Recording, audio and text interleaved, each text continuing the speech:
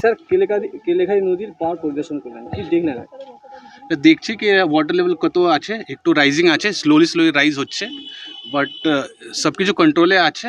একটু আমার স্কোপ আছে 1-1.5 মিটার পর্যন্ত আমি অবজার্ভ করতে পারবো, তার থেকে যদি বেশি বড়ে তো একটা অসুবিধা হতে পারে।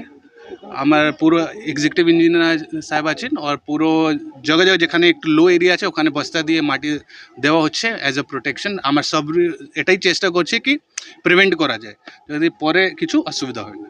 নজরদারি চলবে।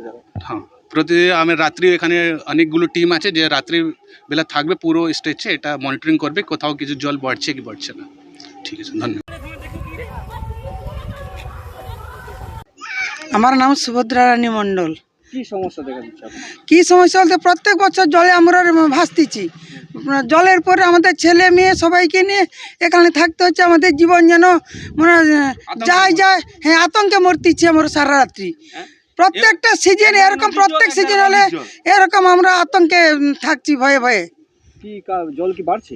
হ্যাঁ, জল নদীর জল অনেক বাড়ছে। তো কি আতঙ্ক কেন, মানে কেন এই নদীর জল বাড়ার জন্য আতঙ্ক। পাছে যদি বাঁধ ভেঙে যায় আমাদের কি অবস্থা হবে?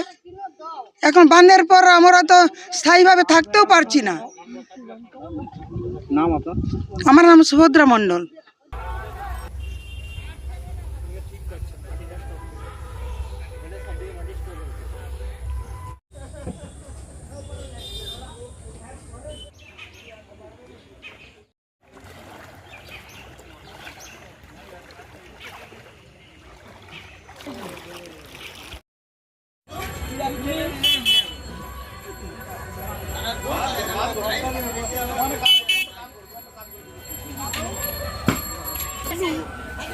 লোকের ছড়াছড়ি করতে